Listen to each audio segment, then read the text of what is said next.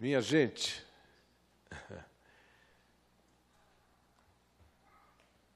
avô é um negócio muito sério, né? Estou vendo 2 netinhos meus andando ali atrás, o coração já fica todo assim, esquisito.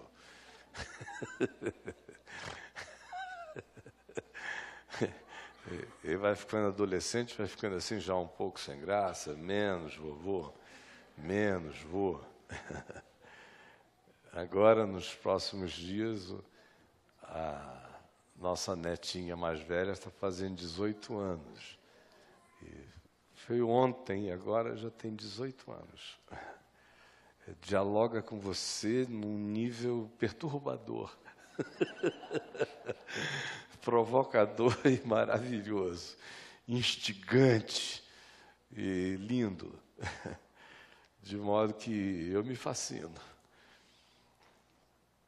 E sinto o privilégio de tentar me cuidar para ter algum tipo de influência positiva e referencial para a vida deles enquanto seja possível.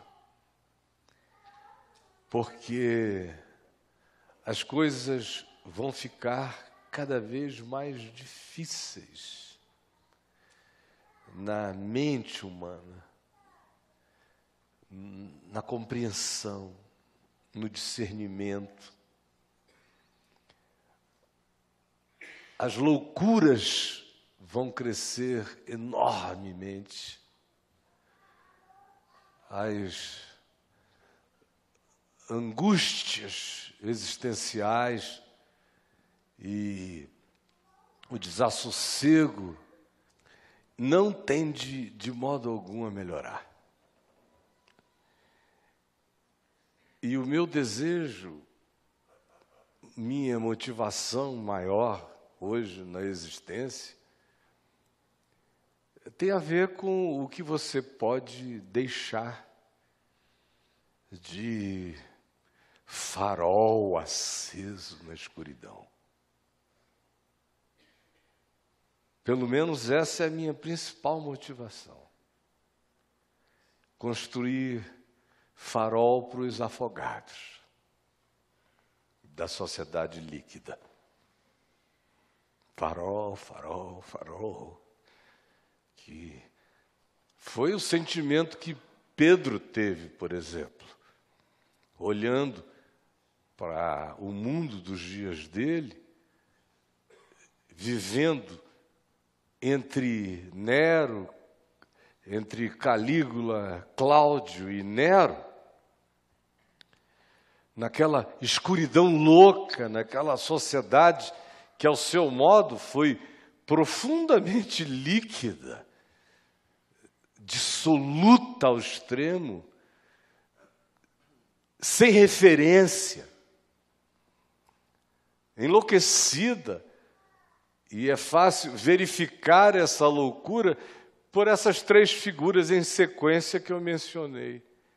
Calígula, Cláudio e Nero, que continuam nos nossos dias a serem referência de loucura exacerbada do poder político, do surto que o poder total pode fazer acontecer na alma humana, em qualquer que seja a dimensão, da religião à política, em qualquer que seja a instância, aonde quer que pessoas sejam e se sintam ungidas por exercício ilimitado de poder no âmbito do seu alcance, a loucura vai se instalar inevitavelmente. Sempre foi assim. E Pedro disse: vós resplandeceis como luzeiros no mundo. A ideia era essa, de um lugar escuro, onde aparece um farol aqui, outro ali, para ajudar a iluminar um pouco, algo no trajeto, no caminho. E a minha oração a essa altura da existência é essa. Permite que eu consiga viver para deixar algumas referências, alguns faróis no oceano escuro. Para que alguns tenham um mínimo de luz para caminhar, para se enxergar e para se referenciarem no trajeto. Mais do que nunca, esses são dias em que a gente precisa pedir muito discernimento, muita sabedoria, porque tudo é extremamente confuso. Como já tinha sido predito,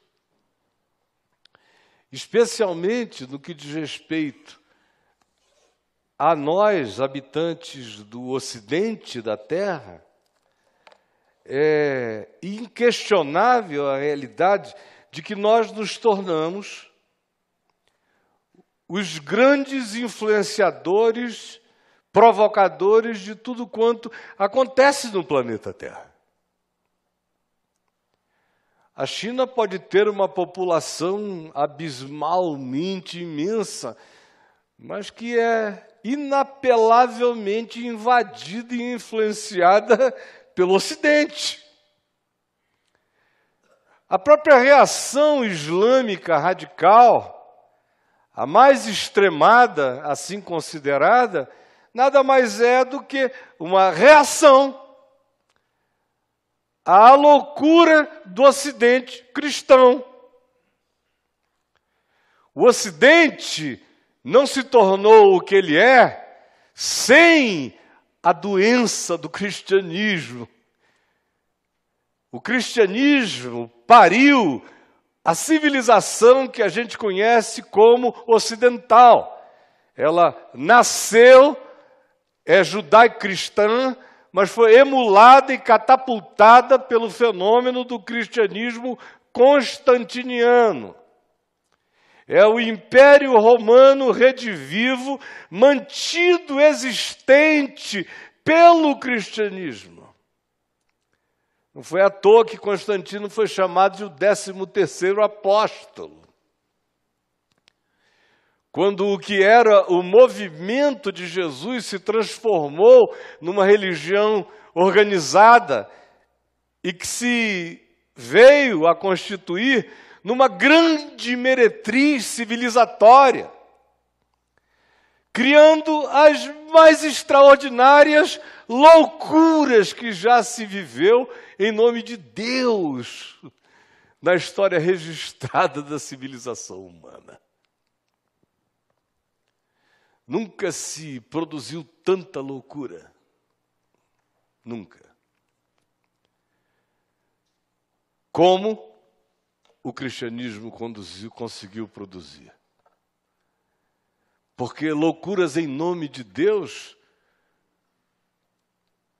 são as mais insidiosas, penetrantes e pervertedoras que se pode imaginar.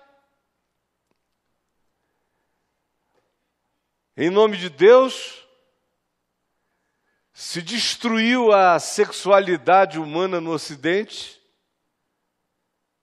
nos tornamos grandes neuróticos sexuais, culpados, compulsivos, tarados. Quanto mais se reprime, mais se adoece. Quanto mais se magniniza algo, mais se produz aquilo que é malignizado. Quanto mais se pinta a existência de modo endiabrado, mais se suscitam demônios. Foi o cristianismo que ideologizou Deus mais do que qualquer outro ente religioso de qualquer natureza. no tempo e em circunstâncias monárquicas, é a teologia do Cristo Rei.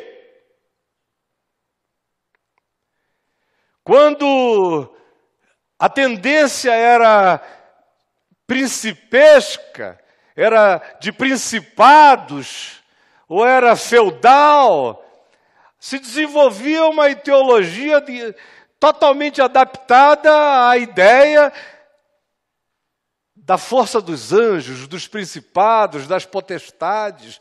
E você via a igreja pregando os sermões, reforçando aquela ideia para ungir o status quo. A democracia precisou de Bíblia, precisou do culto à doutrina do livre-arbítrio, precisou pegar o eixo da soberania de Deus e mudá-lo para a liberdade humana, para se construir uma ideologia adequada aos tempos.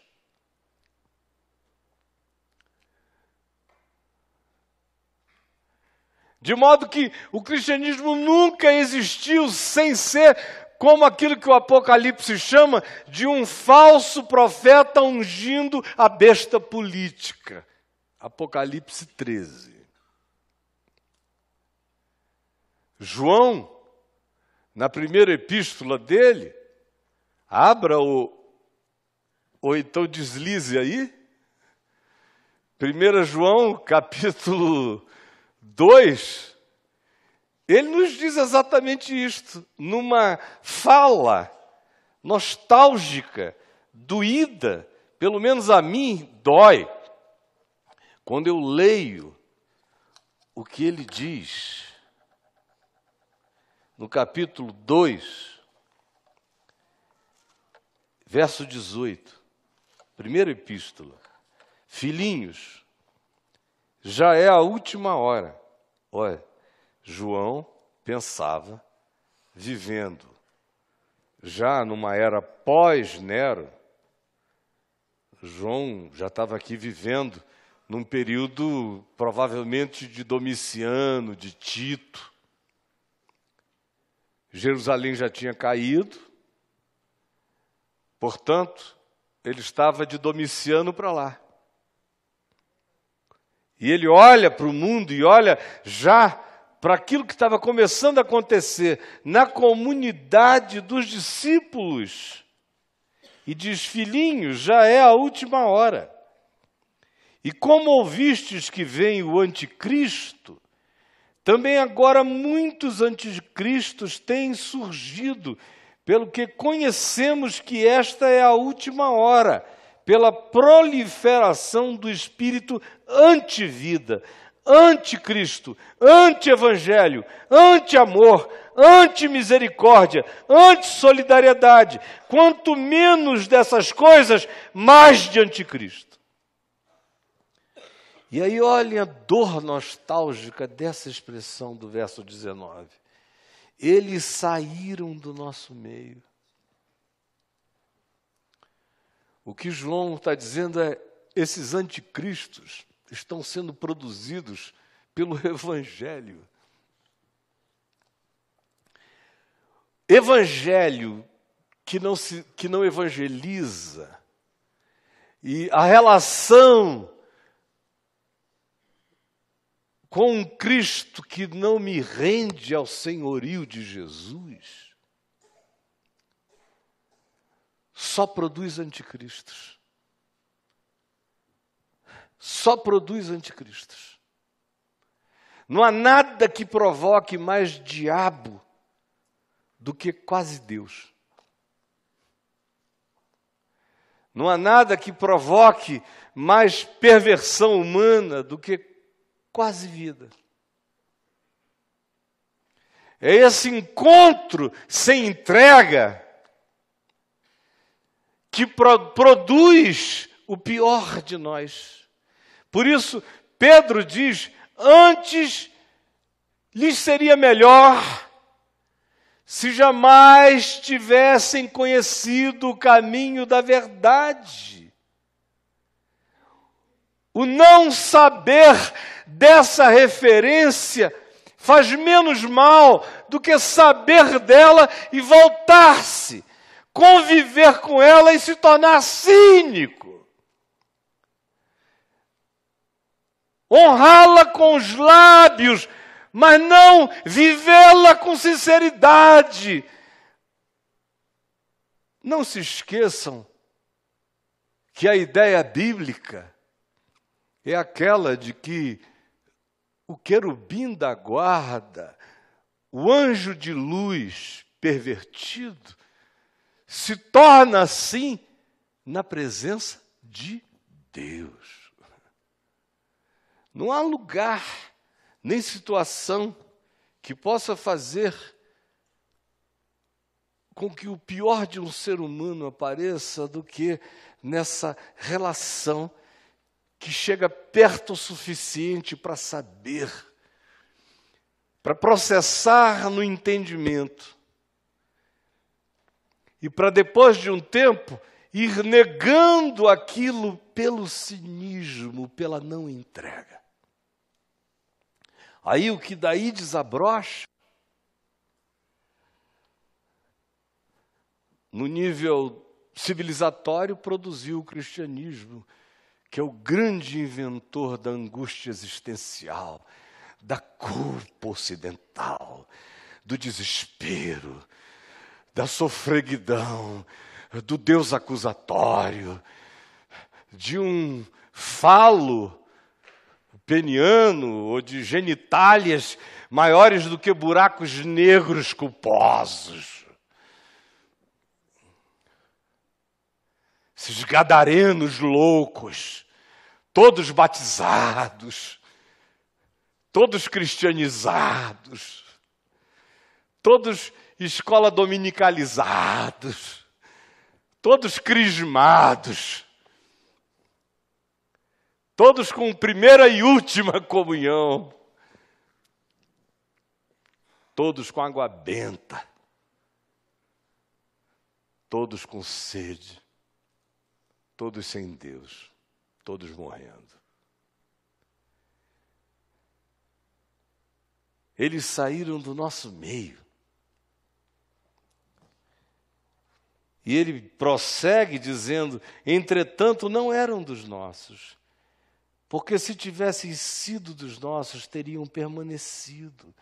Todavia, eles se foram no sentido de que se distanciaram dessa consciência para que ficasse manifesto para vocês que nenhum deles é dos nossos.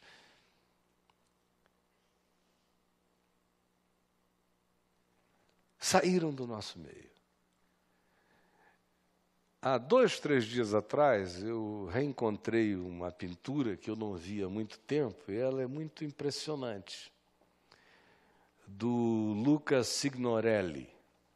Eu não sei se vão conseguir postá-la para mim aí. E ela é do século XIV. Está na Catedral de Orvieto, na Itália. E esse mural, para mim, é um dos mais impressionantes desse pintor renascentista, por causa da lição que ele traz. Aqui tem uma perspectiva mais aberta. Você olha na perspectiva aberta, você podia voltar a ela, por favor? Olha na perspectiva aberta e você vê daqui o quê? Um Satanás agarrando a Jesus por trás, falando-lhe no ouvido. Essa é a primeira visão que você tem.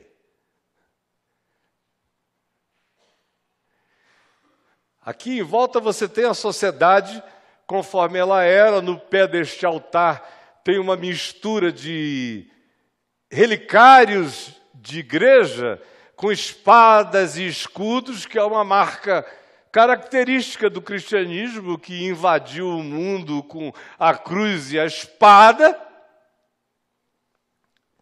Isso já vinha acontecendo há 1000 anos, quando essa pintura foi feita.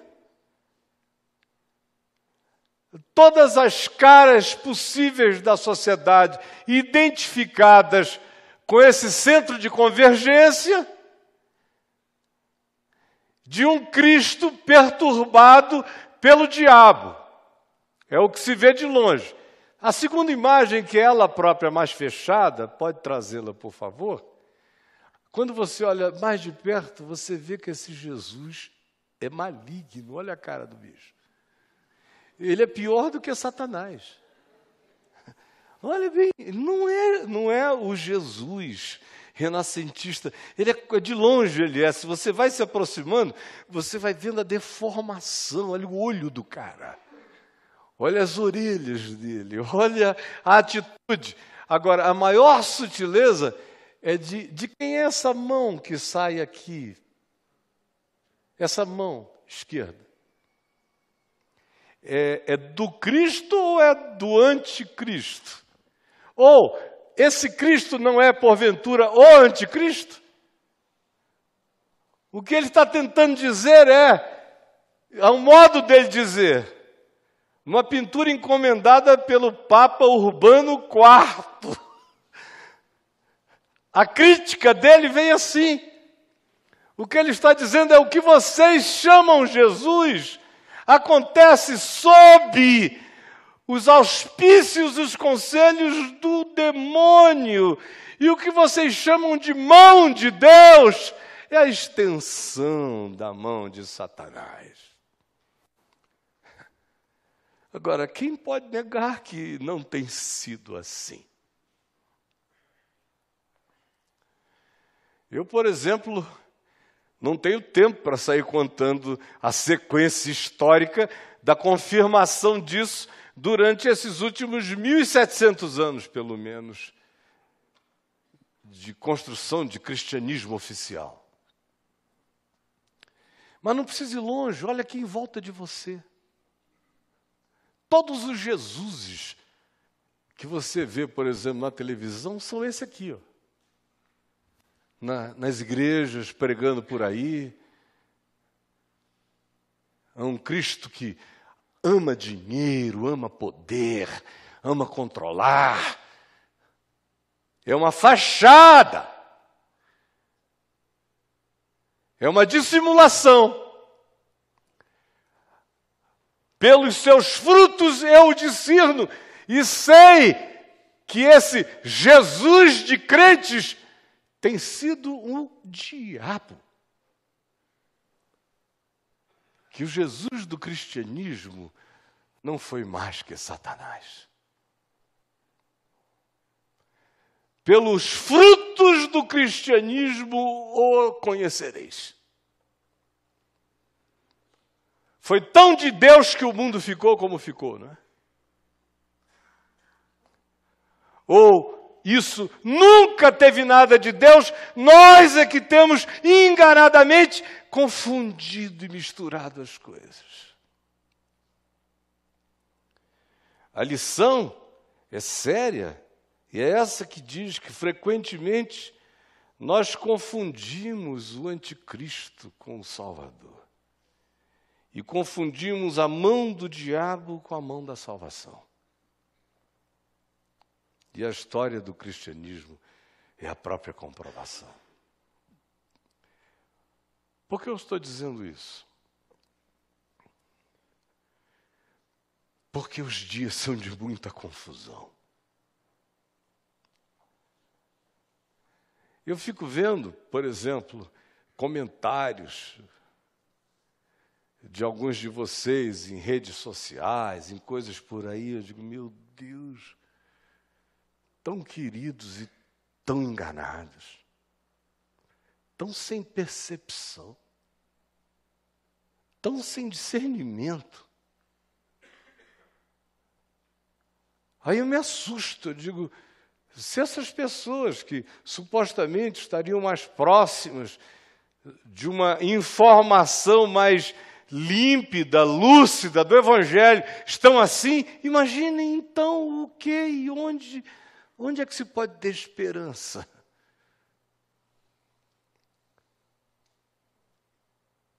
Porque a confusão é essa. Parece Jesus, mas não é.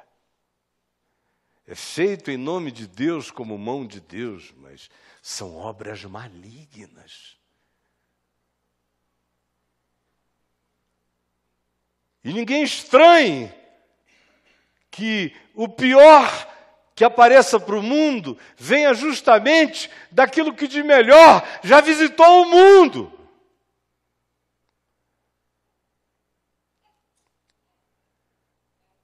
Porque é absolutamente normal que seja assim.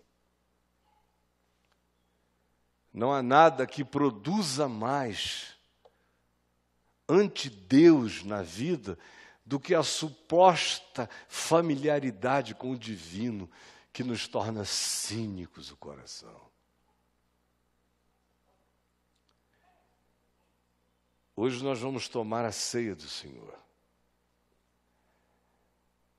Jesus diz no Evangelho de João, no capítulo 6, algo que, diante de tudo que eu falei e diante do que nós faremos de maneira simbólica, porém profunda para quem com verdade singela se aproximar em fé do que vai acontecer, ele disse o seguinte, em João 6, quem comer a minha carne, verso 54, e beber o meu sangue tem a vida eterna. E eu ressuscitarei no último dia. Pois a minha carne é verdadeira comida e o meu sangue é verdadeira bebida. Quem comer a minha carne e beber o meu sangue, permanece em mim e eu nele. Assim como o Pai que vive me enviou, igualmente eu vivo pelo Pai, também quem de mim se alimenta, por mim viverá. Coma a minha carne, beba o meu sangue, me absorva, se impregne de mim, simbiotize-se comigo. E aí você, comendo de mim, viverá de mim. Este é o pão que desceu do céu, em nada semelhante àquele pão que os vossos pais comeram e contudo morreram. Quem comer este pão, no entanto, viverá eternamente. Muitos dos seus discípulos, tendo ouvido tais palavras, disseram, ouça aqui, duro é este discurso, quem o pode ouvir? É interessante é que essa reação vem daqueles muitos dos seus discípulos, que foram justamente os que, ao ouvirem, disseram, menos, não, nem tanto. Vamos ficar no pãozinho, não na tua carne, não no teu sangue, não na absorção de ti, não tanto assim. Aí é antropofagismo. Assim estás me convidando para algo que eu não tolero. É uma absorção profunda demais para o meu ser. E quando eles ouviram isso, se diz aqui, os seus discípulos, ouvindo tais palavras, muitos deles disseram, duro é este discurso. Quem o pode ouvir? Mas Jesus, sabendo por si mesmos, mesmo que murmuravam a respeito das suas palavras, interpelou-os. Isto vos escandaliza? Se não for assim, nem comece. Para você não se piorar radicalmente. Que será, pois, se virdes o Filho do Homem subir para o lugar em que primeiro estava?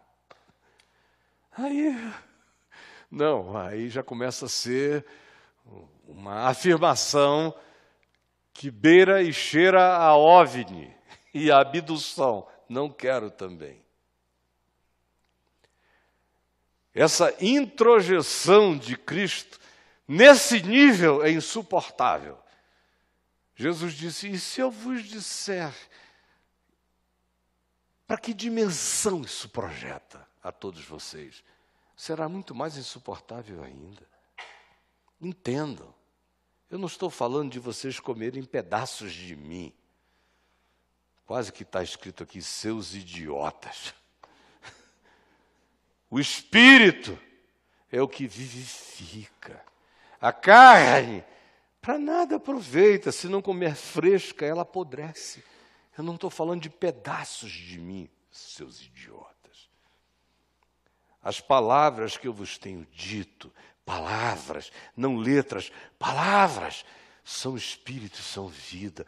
A consciência, o ensino, o princípio, o sentido, a lei da vida que eu tenho ensinado, é isto que fará de vocês irem se tornando como eu. Porque qualquer coisa que chegue perto bastante, mas que não absorva assim, entorpecerá e petrificará vocês. Contudo, há descrentes entre vós. Há descrentes entre vós. Há descrentes entre vós. Pois Jesus sabia desde o princípio quais eram os que criam e quem o havia de trair. E prosseguiu. Por causa disto é que vos tenho dito, ninguém pode vir a mim se pelo Pai não for concedido. À vista disso, muitos dos seus discípulos o abandonaram e já não andavam com ele. Discípulos que já não andavam com ele, mas que conheciam muito bem, que se identificavam como pessoas que conheciam, já não andavam com ele, já o tinham abandonado, mas carregavam ainda certos carimbos, certas chancelas, certas simbolizações, certas identificações, carregavam cristianismo, por assim dizer, embora anacronicamente seja essa minha conexão, porque o cristianismo veio 332 anos depois disso. Então perguntou Jesus aos discípulos, aos 12, porventura quereis vós também retirar-vos? Essa foi uma oportunidade maravilhosa para Judas, por exemplo. Se ele tivesse dito, olha, muito obrigado, valeu mesmo, estou indo daqui. Se ele não tivesse perseverado religiosamente, ele não teria virado que ele se tornou, coitado. Mas todo mundo ficou. E Pedro respondeu, Senhor, para quem iremos nós? Tu tens as palavras da vida eterna, e nós temos crido e conhecido que tu és o Santo de Deus. Então replicou-lhes Jesus, não vos escolhi eu em número de 12? Contudo, um de vós é diabo. Com Jesus, no meio de 12, um era diabo. Imagina só, sem Jesus, com mais de 1 bilhão, quantos diabos nós somos no planeta? Quantos nós somos? Bilhões de diabos de Cristo. Discípulos de Cristo. Referia-se ele a Judas, filho de Simão Iscariotes, porque era quem estava para traí-lo, sendo um dos 12.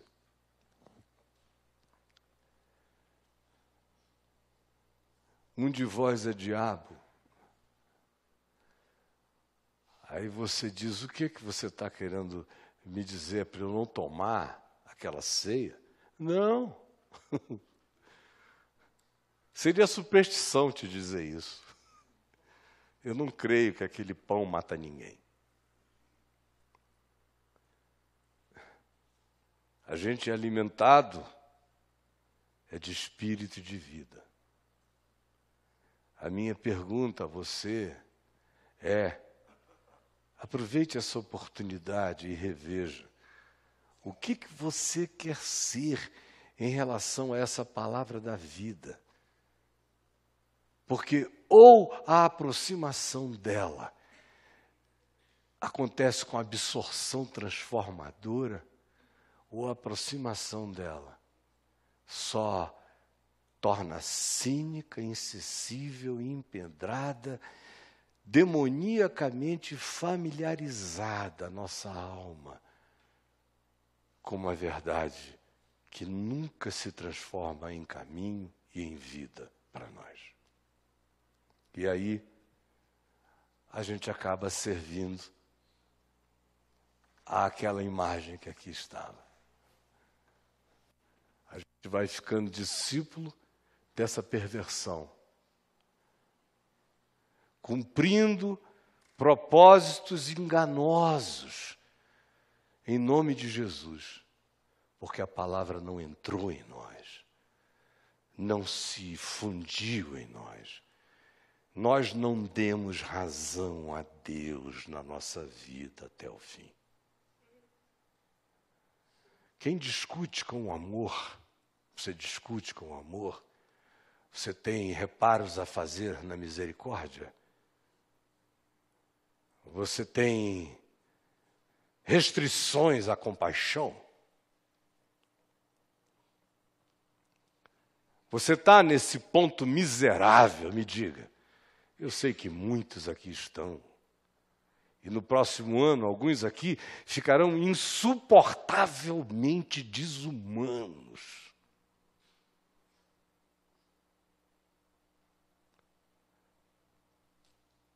Por exemplo, o mundo político. No Brasil, para a gente não ir a qualquer outro lugar, está todo assim. Existem expressões explícitas de gente se levantando para o povo em nome desse Jesus. Inclusive, convidando você, em nome de Jesus, a odiar um pouco mais, a dividir um pouco mais, a ser intolerante um pouco mais, a rejeitar um pouco mais, a se separar um pouco mais, a se sentir superior muito mais. Porque, afinal de contas, em nome desse Jesus, você diz ter uma moral superior, uma conduta superior.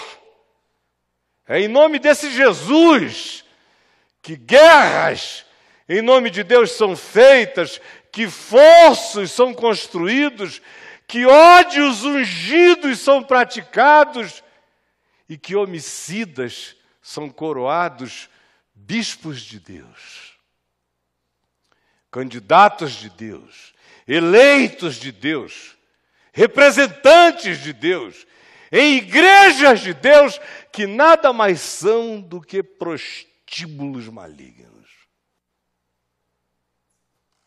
E olha, nem Satanás tem coragem de vir aqui me enfrentar. Em nome de Jesus, eu como vivo esse bicho. Porque eu sei o que eu estou te dizendo. E você sabe que eu sei o que eu estou te dizendo. Eu só estou te implorando para não ter ficado no meio disso e depois se tornar o que isso não propôs que você se tornasse. Eles saíram no meio de nós. Foi gente que estava aqui. Como diz o escritor de Hebreus, foram iluminados, conheceram o dom celestial, tiveram acesso a tudo, mas voltaram o coração em outra direção. Aí cumpre-se o que Pedro disse. É como o porco que volta à lama, é como o cão que vai se refastelar no vômito. Era melhor que nunca tivessem se aproximado de nada do que terem chegado tão perto e voltado o coração em direção oposta. Nada produz cegueira mais profunda do que a luz que só foi enfrentada e não foi a luz que nos iluminou. Como diz o Salmo, é na tua luz que nós vemos a luz. Eu não enfrento a luz, eu vejo na luz. Eu não luto contra ela, eu me rendo e enxergo por causa dela. Portanto, não faça a loucura de lutar contra a verdade, porque nós nada podemos contra a verdade. senão em favor da verdade. E como Jesus disse, eu sou a pedra que os construtores rejeitaram, a pedra de esquina, a pedra do ajuste, a pedra das referências, dos prumos e dos níveis. Aquele que contra ela se arremessa, ficará em pedaços. E aquele sobre quem ela cair, será reduzido a pó. Vamos ficar em pé. Queridos, na noite em que o Senhor Jesus foi traído,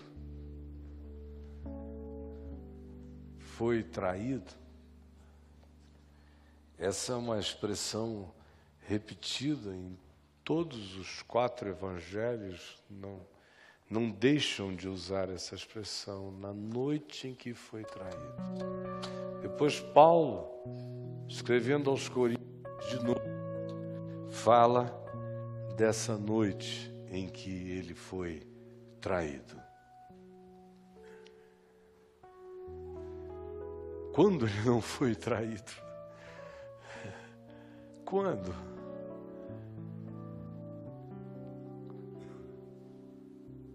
Quando ele não foi traído?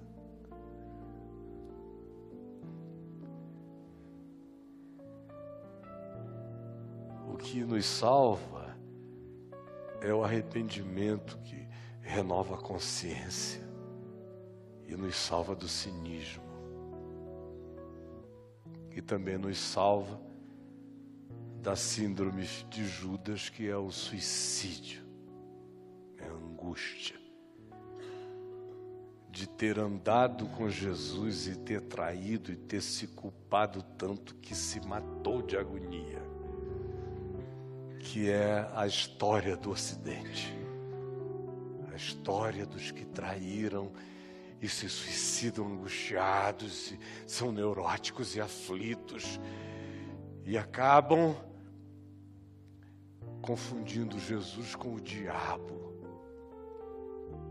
e não discernem mais o que é obra de Deus e o que é feito anti-vida, anti-Cristo, anti-evangelho no mundo. Na noite em que ele foi traído, ele tomou um pão e o partiu, e o deu, inclusive a quem o haveria de trair. E o deu a todos os que haveriam de negar, a todos os que haveriam de fugir, porque todos não segurarão a onda, de um modo ou de outro. Agora, há quem se arrependa, ao passo que há quem se suicide. Os que se arrependem não confundem Jesus com Satanás. Os que vivem angustiados pela culpa passam a ver diabo em tudo, passam a carregar a culpa angustiosa que nos leva à forca, não ao farol dos afogados, mas ao mar dos enforcados, de angústia, de medo e de fuga doída. Por isso eu espero, em nome de Jesus, nesta noite, para mim e para você, que esse seja o pão dos arrependidos, dos pacificados, porque sabem que não se auto-justificam, mas são justificados pela graça que nos é imputada. Que esse seja o pão dos perdoados, que esse seja o pão dos renovados e que expressam a renovação da sua convicção pela prática da misericórdia, da compaixão, da generosidade, do altruísmo, da alegria de dar, de servir, e que nunca acham demais dar a própria vida em favor da vida, em nome de Jesus. Assim, comamos desse pão todos nós.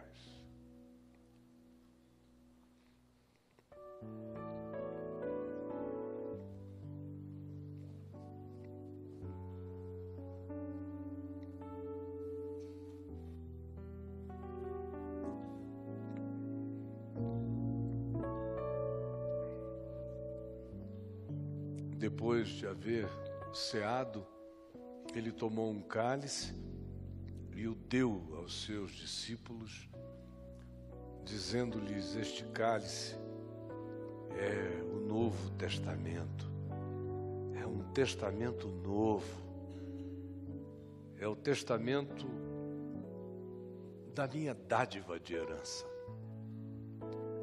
Vocês estão sendo feitos herdeiros de Deus no meu testamento. Tudo que é meu, eu vos deixo. Eu recebi do meu Pai, eu vos entreguei. Assim como eu sou dele, vós que credes em mim e que estais em mim e que praticais o mandamento do amor, que é evangelho de graça,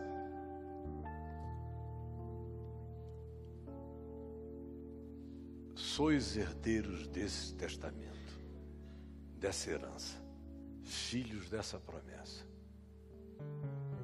Assim, bebei dele todos, como a alegria de quem, olhando para o testamento e para a herança, desamesquinha a alma e bebe a vida que nos salvou e que de nós se derrama para quem precisa de graça e de acolhimento.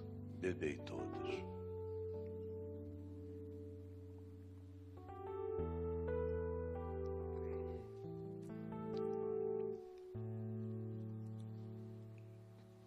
Vamos cantar um louvor gostoso enquanto os cálices serão recolhidos. Eu preciso aprender um pouco aqui, eu preciso aprender um pouco ali, eu preciso aprender mais de Deus, porque Ele é quem cuida de mim. Se uma porta se fecha aqui, outra porta se abre ali. Eu preciso aprender mais de Deus, porque Ele é quem cuida de mim. Deus cuida de mim. Deus cuida de mim. À sombra das suas asas, Deus cuida de mim. Eu amo a sua casa e não ando sozinho, não estou sozinho, pois sei, Deus cuida de mim. Vamos cantar forte mesmo. Deus cuida de mim, à sombra das suas asas, Deus cuida de mim.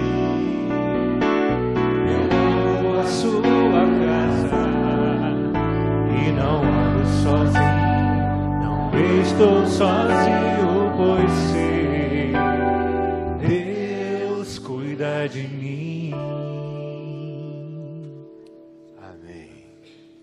Gente, que todos nós tenhamos uma semana muito boa e que Deus nos abençoe. Vamos dar as nossas mãos. Pegue gostosa e quentemente na mão de quem está ao seu lado. Se for uma mão gelada, não tem problema. Será esquentada. Que bom. Ah, Jesus, eu sei em quem eu tenho crido e sei que Tu és poderoso para me guardares a alma, a mente, o amor, a fé, a chama, o fervor, a paixão, a alegria, a jovialidade da convicção em ti, até o fim. Quando eu tomarei posse, e não somente eu, mas tantos quantos amam a tua vinda, amam a esperança do Evangelho e amam serem gente da boa nova na vida. Que esse galardão seja a alegria do nosso coração.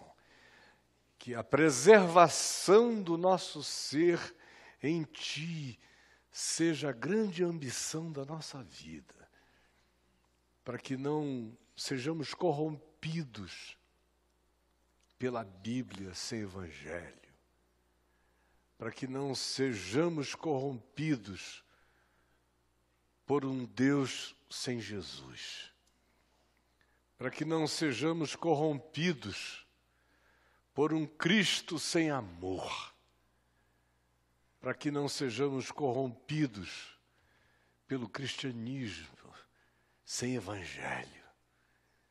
Salva-nos disto e ajuda-nos a termos discernimento. Dá-nos a graça de nos perguntarmos de novo se as posições, as decisões, as pseudo-convicções, as declarações loucas, anticristo, diabólicas, que temos assumido cega e insensatamente, para que sejamos salvos da perseverança no erro. Dá-nos discernimento, para que não nos empedremos no engano. Dá-nos discernimento. É o que eu te imploro, por mim, por todos os meus irmãos, aqui, em toda a face da terra, onde há milhares de outros agora nos assistindo. E que o amor de Deus, o nosso Pai, que a graça de Jesus, a graça de Jesus, o nosso Senhor, e o Senhor de todo aquele que ama e ama a verdade e a justiça. E que o poder, a alegria, o gozo, a esperança no Espírito Santo estejam em nós, para que sejamos salvos da iniquidade que faz gelar o amor no coração, hoje e sempre. Amém.